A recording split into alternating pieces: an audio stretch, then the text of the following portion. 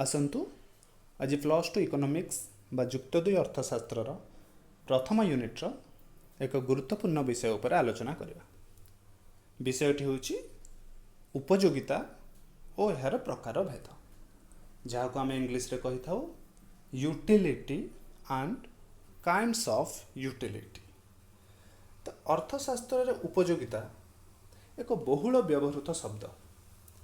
साधारण अर्थ रे उपयोगिता कहले आमे उपकारिता बा सुविधा को बुझी थाउ, किंतु अर्थशास्त्र रे जेकोसी द्रव्य बा सेवार मानवीय अभाव पूरणकारी क्षमता को उपयोगिता कहा जाए।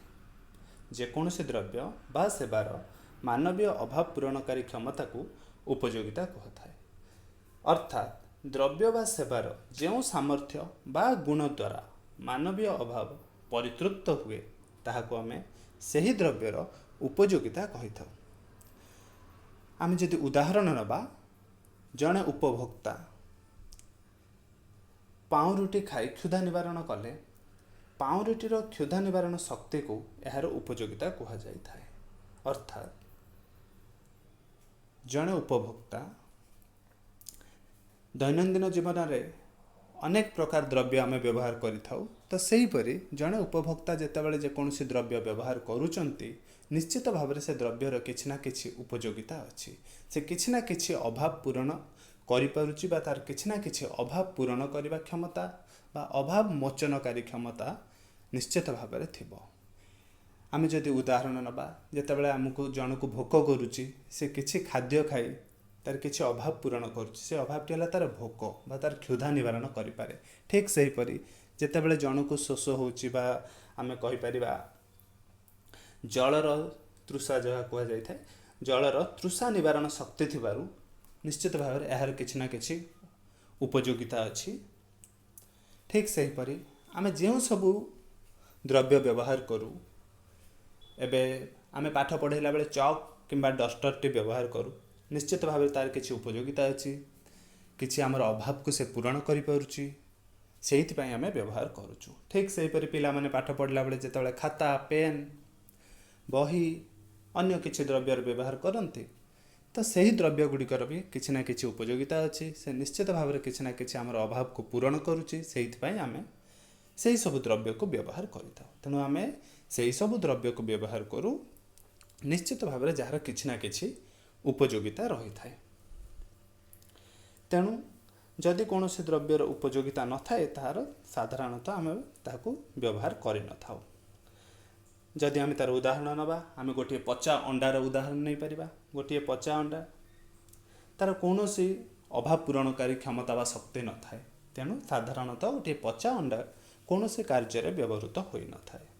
तेणु पचा अंडार उपयोगिता न थाए, जहार उपयोगिता थाए से निश्चित भाव व्यवहार योग्य होई थाए। उपयोगिता उपकारिता नुहे, उपयोगिता और उपकारिता दुईटी भिन्न जिनिस। उपयोगिता और उपकारिता दुईटी समान नुहति। उपयोगिता जदि आमे देखिबा अर्थशास्त्र रे कौनसी द्रव्य बा सेवार उपकारिता न थाई पारे, मात्र उपयोगिता थाई पारे। एपरि किछि द्रव्य अछंती जहार उपकारिता न थाई पारे किंतु उपयोगिता थाई पारे। आमे जदि उदाहरण नबा, ताहले आमे नहीं पारिबा मद्य, आमे जाको इंग्लिश रे लिकर कहि थाउ मद, सिगारेट, एही सब द्रव्य स्वास्थ्य प्रति हानिकारक होई थाए। तेणु एमानकर कौनसी उपकारिता न थाए, किंतु निश्चित भाव में एमानकर उपयोगिता थाए। एमानकर अभाव पूरणकारी क्षमता थाए। कहार अभाव पूरण करती ना, जड़े मद्यपर अभाव तापाई मद आवश्यक। जड़े मद्यप पाई जी मद पियंती तांको मद्यप कहा जाए। जड़े मद्यप पाई मद आवश्यक, तो मद्यप मद द्वारा तार आवश्यकता पूरण करथाए, ता माने मदर किछि उपयोगिता थाए। ठीक सही परि सिगारेट जे धूम्रपान करती, सिगारेट तांकर अभाव पूरण करि पारिथाए, किंतु यार कौनसी उपकारिता न थाए। तेणु उपकारिता और उपयोगिता दुहे समान नुहंती। ठीक सही परि उपयोगिता और आनंद এই ଦୁଇଟି ମଧ୍ୟ ଶବ୍ଦର ଅର୍ଥ ସମାନ ନୁହେଁ। ଆନନ୍ଦ ଯଦି ଆମେ ଦେଖିବା ବା ଉଦାହରଣ ନେବା, କ୍ୱିନାଇନ୍ ଟାବଲେଟ୍।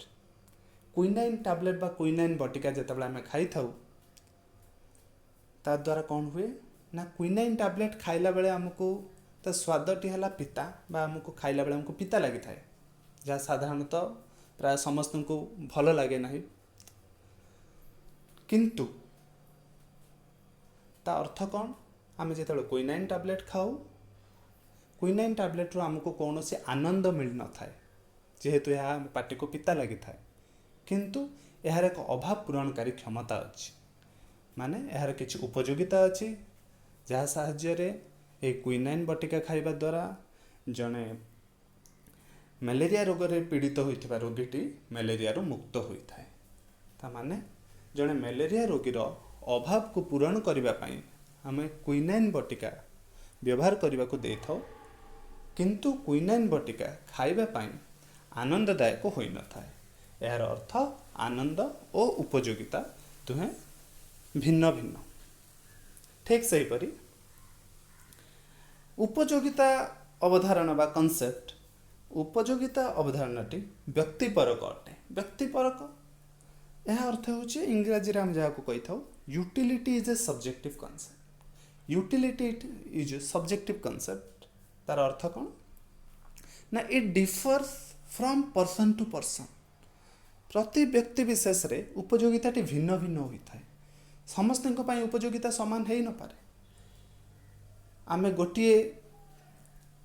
ଜଣେ ଯଦି ଆମେ ନିରାମିଷାଶୀ ବ୍ୟକ୍ତିଙ୍କୁ ଯଦି ଆମିଷ ଦେବା, ସେ ସେଠାରୁ କୌଣସି ଉପଯୋଗିତା ପାଇବେ ନାହିଁ, କାହିଁକି ସେ ତାକୁ ଗ୍ରହଣ ହିଁ କରିବେ ନାହିଁ। ଠିକ୍ ସେହିପରି ଆମର ବିଭିନ୍ନ ପ୍ରକାର ଖାଦ୍ୟ ଅଛି, ସମସ୍ତଙ୍କୁ ସବୁ ଖାଦ୍ୟ ଭଲ ଲାଗେନି, ସମସ୍ତଙ୍କୁ ସବୁ ଫଳ ଭଲ ଲାଗେନି। ଯେପରି ଆମର ବିଭିନ୍ନ ପ୍ରକାର ଥଣ୍ଡା ପାନୀୟ ବା କୋଲ୍ଡ ଡ୍ରିଙ୍କସ୍ ଅଛି, ସମସ୍ତଙ୍କୁ ସବୁ ଭଲ ଲାଗେନି। ତେଣୁ ଆମର ଯେଉଁ ଉପଯୋଗିତା ବା ୟୁଟିଲିଟି ଆମେ ଯାହା ପାଇଥାଉ ପ୍ରତି ଦ୍ରବ୍ୟରୁ, ତାହା ବ୍ୟକ୍ତି ବିଶେଷରେ ଫରକ ଆସିଥାଏ, ସମସ୍ତଙ୍କ ପାଇଁ ତାହା ସମାନ ହୋଇନଥାଏ। ତେଣୁ ଏହାକୁ କୁହାଯାଏ ଉପଯୋଗିତା ଅବଧାରଣାଟି ବ୍ୟକ୍ତିପରକ ଅଟେ। Utility is a subjective concept. It means it differ from person to person. ମୁଁ ସପୋଜ୍ ଗୋଟେ କମଳା କଞ୍ଜପସନ୍ କରିବା ଫଳରେ ମୁଁ ଯେତିକି ୟୁଟିଲିଟି ପାଉଛି, ମୁଁ ସପୋଜ୍ ରସଗୋଲା ଯେକୌଣସି ଦ୍ରବ୍ୟ କଞ୍ଜପସନ୍ କରିବା ଫଳରେ ମୁଁ ଯେତିକି ଉପଯୋଗିତା ପାଉଛି, ହୁଏତ ଆଉ ଜଣେ ତାହା କଞ୍ଜପସନ୍ କରିବା ଦ୍ୱାରା ସେତିକି ଉପଯୋଗିତା ପାଉନଥିବେ। ତେଣୁ ଉପଯୋଗିତା ଏହା ବ୍ୟକ୍ତିପରକ ଅଟେ, ଯାହାକୁ କୁହାଯାଏ utility is a subjective concept. ଏବେ ଦେଖିବା ଉପଯୋଗିତାର ପ୍ରକାରଭେଦ, ଯାହାକୁ ଇଂରାଜୀରେ କୁହାଯାଏ କାଇଣ୍ଡସ୍ ଅଫ୍ ୟୁଟିଲିଟି। ଉପଯୋଗିତାର ପ୍ରକାରଭେଦ ଇଂରାଜୀରେ କୁହାଯାଏ କାଇଣ୍ଡସ୍ ଅଫ୍ ୟୁଟିଲିଟି। ସାଧାରଣତଃ ଚାରି ପ୍ରକାରରେ ଆମର ଉପଯୋଗିତାର ପ୍ରକାରଭେଦକୁ ଆମେ 4 ପ୍ରକାରରେ ଡିଭାଇଡ୍ କରିଥାଉ, ଯାହା ହେଉଛି ଫର୍ମ ୟୁଟିଲିଟି ବା ଆକାର ଉପଯୋଗିତା, ସେପରି ପ୍ଲେସ୍ ୟୁଟିଲିଟି ବା ସ୍ଥାନ ଉପଯୋଗିତା, ଟାଇମ୍ ୟୁଟିଲିଟି ବା କାଳ ଉପଯୋଗିତା, ସର୍ଭିସ୍ ୟୁଟିଲିଟି ବା ସେବା ଉପଯୋଗିତା।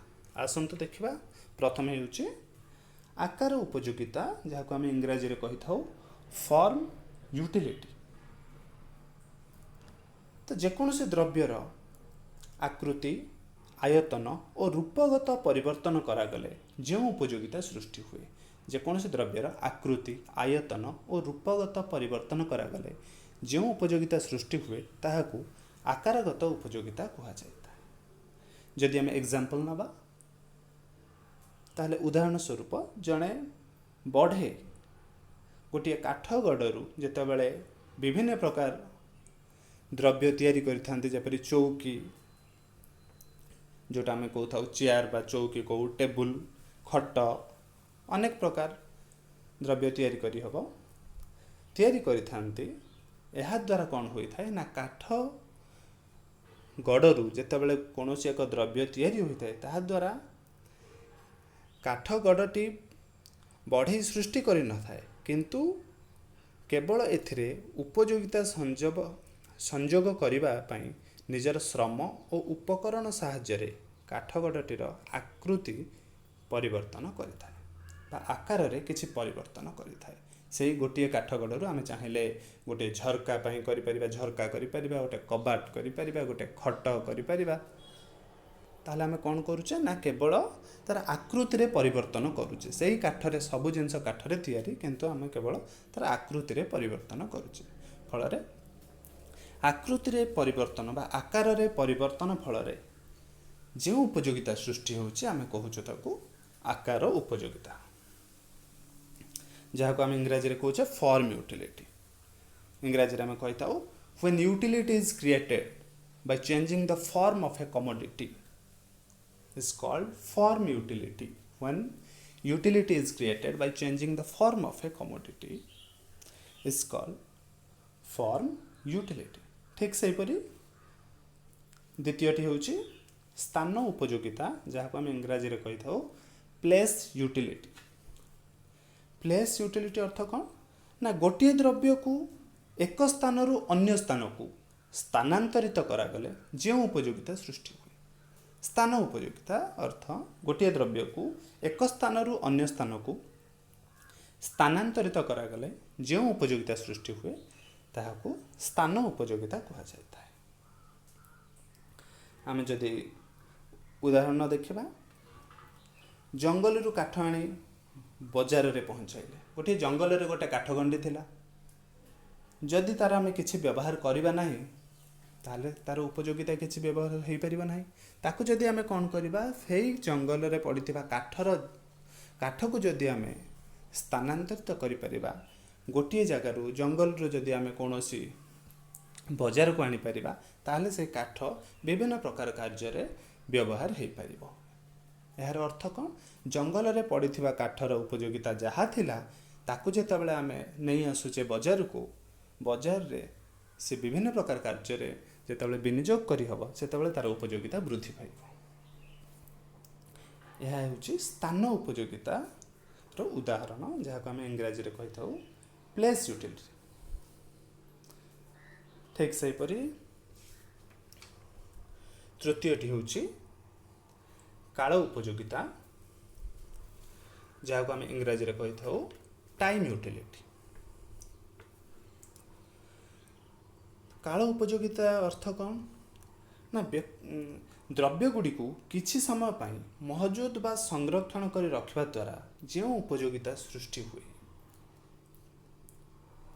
ଦ୍ରବ୍ୟଗୁଡ଼ିକୁ କିଛି ସମୟ ପାଇଁ ମହଜୁଦ ବା ସଂରକ୍ଷିତ କରି ରଖିବା ଦ୍ୱାରା ଯେଉଁ ଉପଯୋଗିତା ସୃଷ୍ଟି ହୋଇଥାଏ ତାହାକୁ ଆମେ କାଳ ଉପଯୋଗିତା କହିଥାଉ। କେତେକ ଦ୍ରବ୍ୟ, ବିଶେଷତଃ କୃଷିଜାତ ଦ୍ରବ୍ୟ ବର୍ଷର ଏକ ନିର୍ଦ୍ଦିଷ୍ଟ ସମୟରେ ଅମଳ ହୋଇଥାଏ ଏବଂ ଅମଳ ସମୟରେ ଏହାର ମୂଲ୍ୟ ଅତ୍ୟନ୍ତ କମ୍ ହୋଇଥାଏ।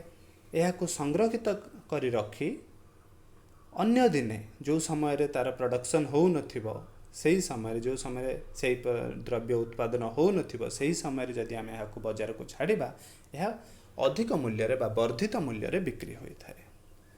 ସେତେବେଳେ ଏହି ଦ୍ରବ୍ୟର ଉପଯୋଗିତା ବୃଦ୍ଧି ପାଇଥାଏ। ଠିକ୍ ସେହିପରି ଆଜିକାଲି ଆମେ ଯଦି ଦେଖିବା, ବିଭିନ୍ନ ପ୍ରକାର କୃଷିଜାତ ଦ୍ରବ୍ୟକୁ ଆମେ ଶୀତଳ ଭଣ୍ଡାରରେ ରଖିପାରୁଛୁ, ତେଣୁ ବର୍ଷର ସବୁ ସମୟରେ ଆମେ ସବୁ କୃଷିଜାତ ଦ୍ରବ୍ୟ ପାଇପାରୁଛେ। ଏହା ଫଳରେ ଏହାର ଉପଯୋଗିତା ବୃଦ୍ଧି ପାଉଛି। ତେଣୁ କାଳ ଉପଯୋଗିତା କ'ଣ, କାଳ ଉପଯୋଗିତା ବା ଟାଇମ୍ ୟୁଟିଲିଟି କହିଲେ କ'ଣ ବୁଝୁ, ଯଦି ଆମେ କୌଣସି ଦ୍ରବ୍ୟକୁ ସଂରକ୍ଷିତ କରି ରଖିବା, ମହଜୁଦ କରି ରଖିବା ଦ୍ୱାରା ବା ମହଜୁଦ କରିବା, ସଂରକ୍ଷିତ କରି ଯଦି ରଖିବା ଦ୍ୱାରା ଉପଯୋଗିତା ସୃଷ୍ଟି ହୁଏ, ଉପଯୋଗିତା ବୃଦ୍ଧି ପାଏ, ତାହେଲେ ତାକୁ ଆମେ କହିବା କାଳ ଉପଯୋଗିତା।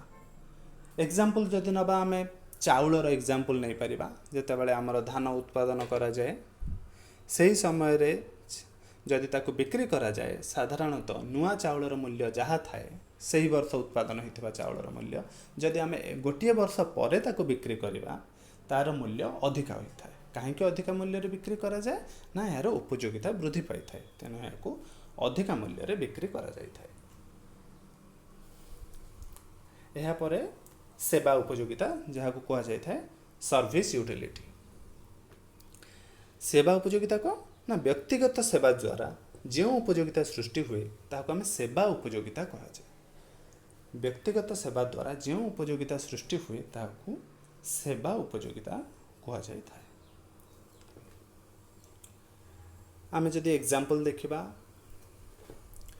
डाक्तरंक सेवा, अध्यापकंक शिक्षादान हो, वैज्ञानिकंक गवेषणा, यही सब सेवा द्वारा जो उपयोगिता सृष्टि होता है ताकू सेवा उपयोगिता कह जाए। डाक्तरंक सेवा द्वारा रोगी आरोग्य हुए, शिक्षकंक शिक्षादान द्वारा छात्र छात्री मानकर ज्ञान वृद्धि करे। तेणु यही सबु सेवा द्वारा से डाक्तरंक सेवा हो, अध्यापकंक सेवा हो, वैज्ञानिकंक सेवा हो, जेकोसी व्यक्ति विशेषंक सेवा हो, सेवा द्वारा जो सब उपयोगिता सृष्टि होता है ताको आमे सेवा उपयोगिता कह जाए, जहाँ को आमे इंग्राजी रे कहू सर्विस यूटिलिटी, जहाँ को इंग्राजी रे कह जाए service utility. Utility created by personal services is known as service utility. Utility created by personal services. So, service of a doctor, service of lawyer, service of teacher, all these are examples of service utility. तेणु आज आम कौन जानिले ना उपयोगिता कौन और यार प्रकार भेद ताकू जदि आम सर्ट रे कहीदेबा उपयोगिता कौन ना जेकोसी द्रव्य बा सेवार अभाव पूरणकारी क्षमता को आम उपयोगिता कही था, जहाँ आम इंग्राजी रे यूटिलिटी कहू। यूटिलिटी कौन want satisfying power of a commodity, जहाँ को इंग्राजी में कही था want satisfying power of a commodity is known as utility। आउ यार प्रकार भेद कौन कौन थिला ना उपयोगिता चारि प्रकार थिला। आकार उपयोगिता, स्थान उपयोगिता, काल उपयोगिता, सेवा उपयोगिता, जहाँ को आम इंग्राजी में कही था form utility, place utility, time utility, service utility.